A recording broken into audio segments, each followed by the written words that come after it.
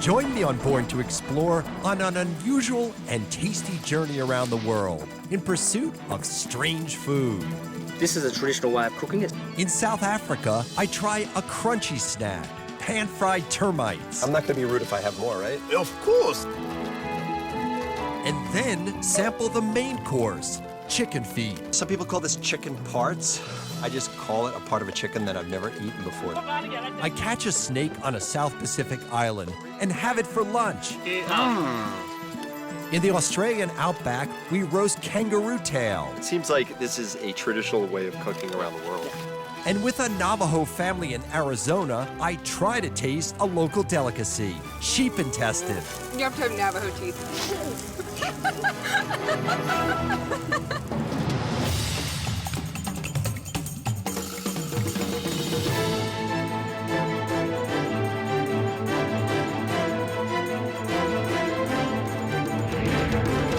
I'm Richard Weiss.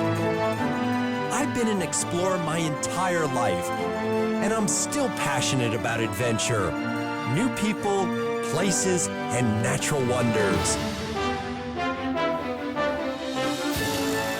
I was born to explore.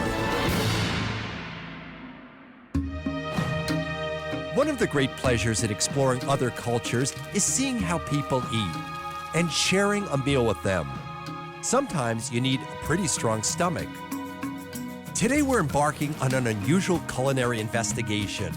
We're crisscrossing the globe in search of exotic foods that to some cultures are just everyday edibles. We start our food journey in South Africa, located on the southern tip of the African continent. I'm heading to explore the Pafori region. This is the wildest and most remote part of the legendary Kruger National Park, one of the largest and most extraordinary game reserves in the world, where an amazing diversity of wildlife abounds.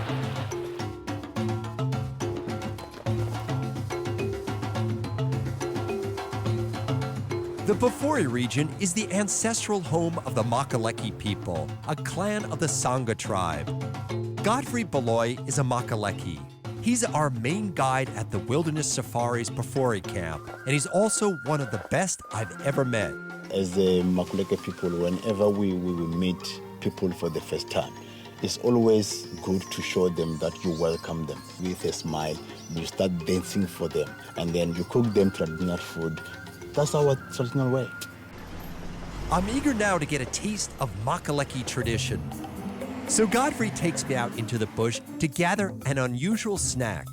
I've got a special dish for you. I want you to try the termites. They're very, very good. That's right, Godfrey said termites. And he leads me to a massive termite mound where the pickings are plentiful. How do you get these out? We get a sisal and we put in the water to wet it, and Okay. then you just put it inside there. And sure. Let's see if we get some termites on here. Here we go. Wow. Look, that's the big that boy. one. That's the big boy. Look at that. Look at. I used to think that I was termite intolerant, but now I found out that I can actually eat them.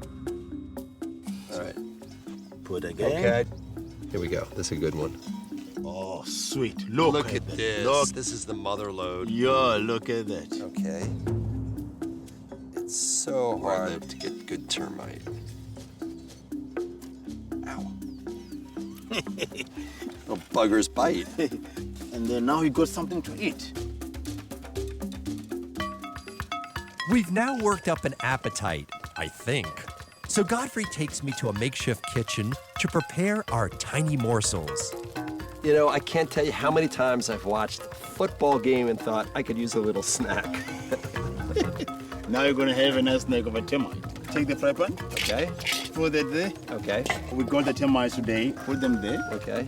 and make sure that you.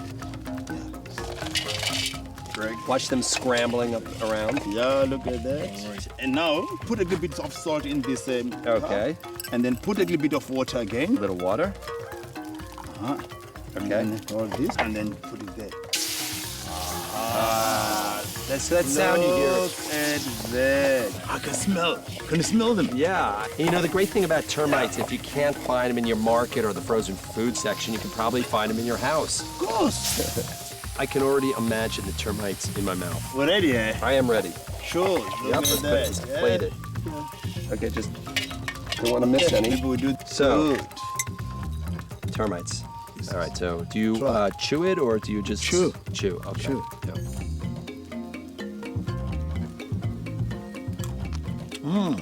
Oh, sweet. Oh.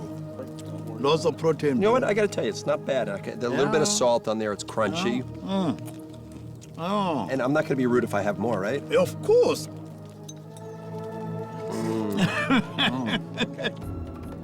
Coming up, I sample more strange food, including snake on a remote Pacific island, kangaroo tail in Australia, and sheep intestines in Arizona.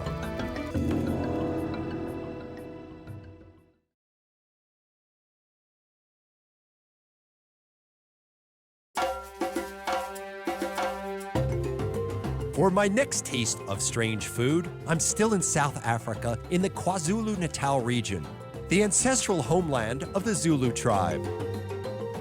Kwapukani is a traditional Zulu village built on sloping hillsides and dotted with beehive-shaped huts made of thatched grass. I've come to this beautiful village to meet Cynthia Malanzi, who's promised me a taste of local flavor. Cynthia speaks very little English. I speak no Zulu, but we're gonna share a common language called cooking, and we're gonna make a dish called samp and wild spinach. We start by preparing samp, made from coarsely ground corn, a staple of South African cuisine. Okay. At a large wooden mortar and pestle, Cynthia assigns me the task of grinding the corn. After the corn is ground to the right consistency, we boil it. This is a multiple burner type stove. You see several little fires going there. We'll have pots in here. Okay. And these are cast iron pots, similar to Dutch ovens. So now we have wild spinach, right? And the pumpkin comes from the spinach, right? Yes. Okay. After we start cooking the vegetables, it's time for peanuts. And these are all grown here. Right now, she's separating the shell from the nuts being the more dense substrate will remain on the bottom. Then it's back to grinding. I have to... No, you must do like that. like this. Yes. I would think being in the southern hemisphere, I should go counterclockwise. And, The meal's signature ingredient, chicken feet. you know, some people call this chicken parts. I just call it a part of a chicken that I've never eaten before, so it'll be a new experience for me. And, yeah. Chicken feet have no muscle and are mainly skin and tendon. This gives them an unusual texture, very different from the rest of the chicken.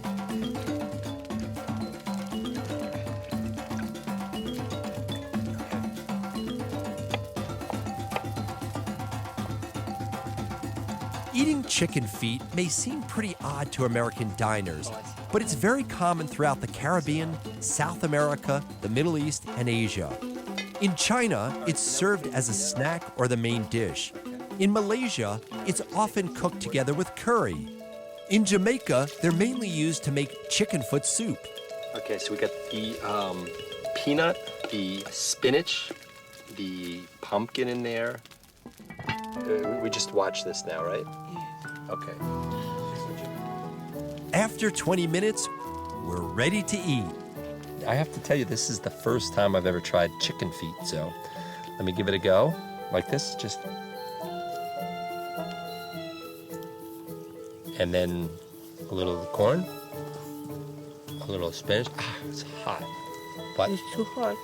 too hot, but you know what? Hot. You didn't think I knew any Zulu, but umnandi, Umnandi. which means very good. Thank you very much. Coming up, in the Tiwi Islands, the food doesn't get any stranger than this. Then I tried kangaroo tail in Australia. And in Arizona, sheep innards. But first, our Born to Explore quiz. What is casu marzu, a favorite dish on the Italian island of Sardinia? Sautéed goat tongue, sheep cheese filled with fly eggs, or fruit bat soup? Stay tuned for the answer.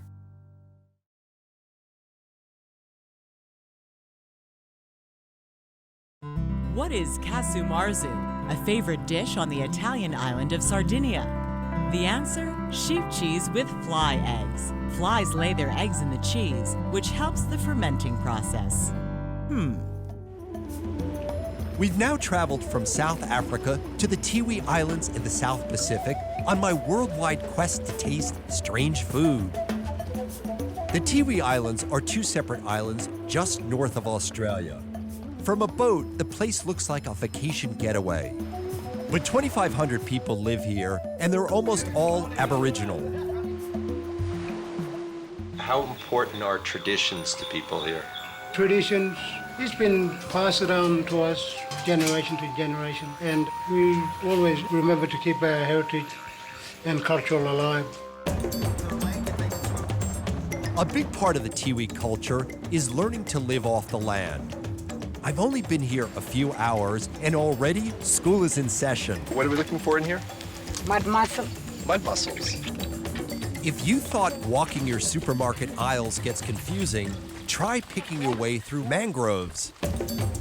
Yeah, look at this. But the mussels aren't hard to spot. I mean, this is foraging at its best. Then, in a nearby forest, we encounter the main course.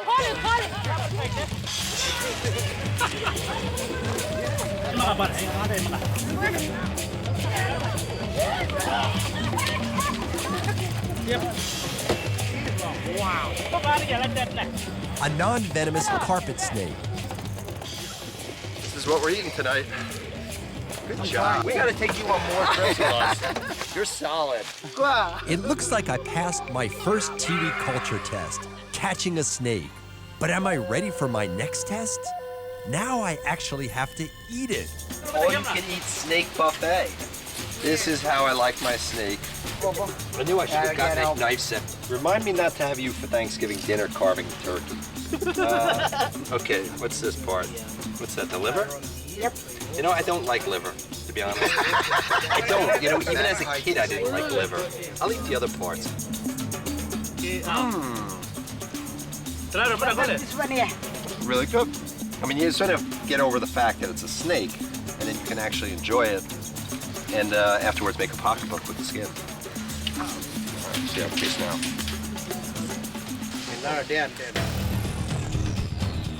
About 1,000 miles south of the Tiwi Islands, in Australia's Northern Territory, is Uluru, also known as Ayers Rock.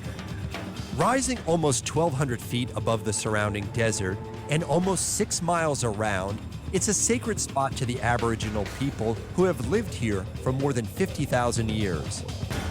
For them and for early explorers, surviving in the desert here has always been a major challenge. A lot of the early explorers that ventured our country end up perishing out there, next to a vast water source surrounded by food. But they didn't know how to utilise these resources. See, our people managed to have that adaptation to this environment, and after thousands of years, really perfected how to survive here. They survive by living off the land and the wildlife here.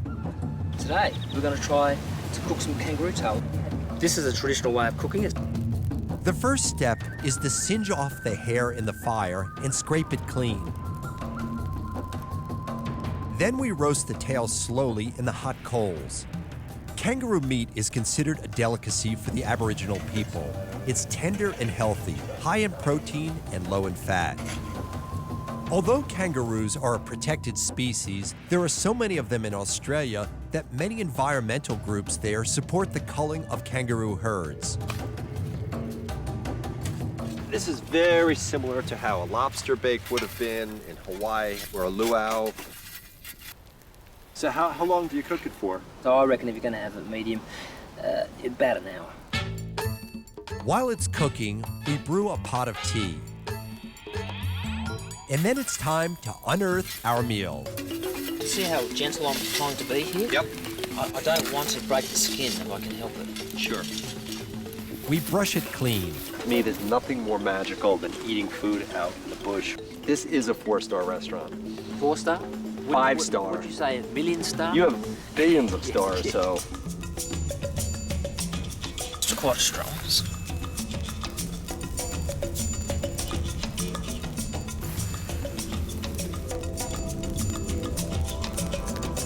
And now, the moment of truth. See how I've got mine?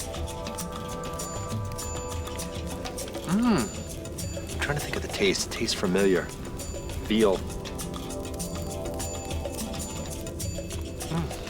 So good. I have to tell you. Sitting under the stars here in Australia, I mean, this is a great experience. Coming up, in Arizona, I try a Navajo delicacy, very delicately. Sheep intestines.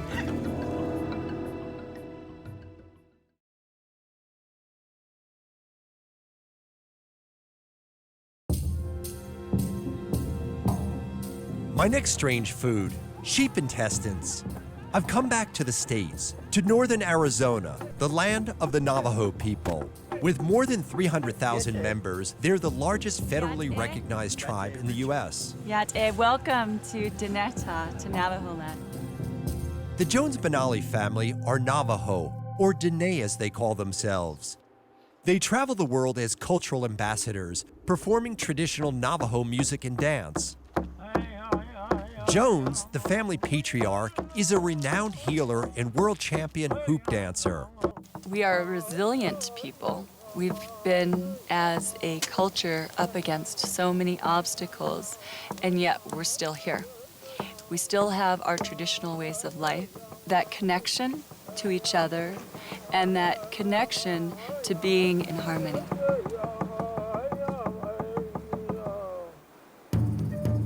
On their land, just a few yards from the home where they grew up, the family has built a traditional Navajo structure called a hogan. They've invited me inside to learn the art of grinding corn the way their ancestors did for centuries.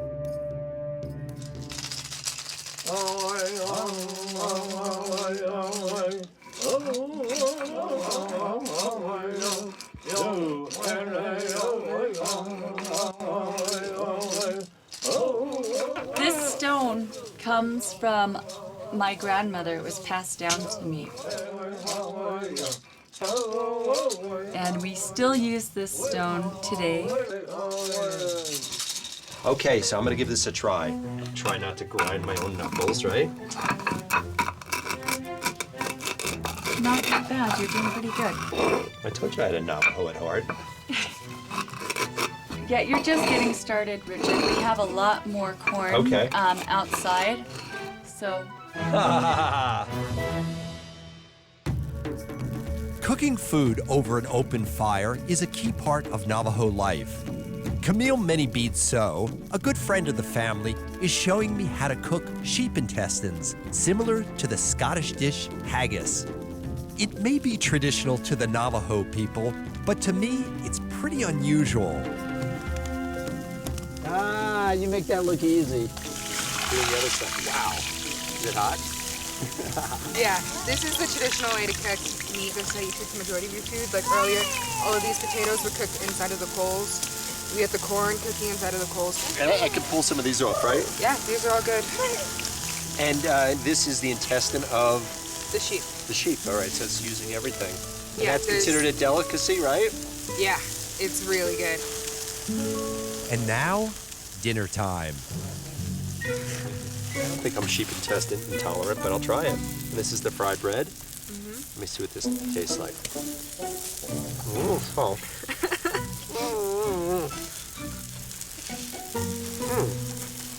Hot.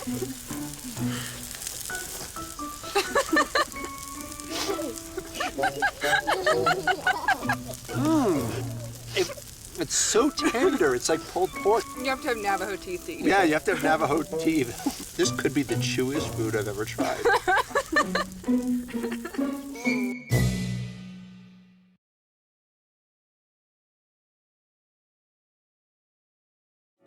Join the adventure and connect with us on Facebook.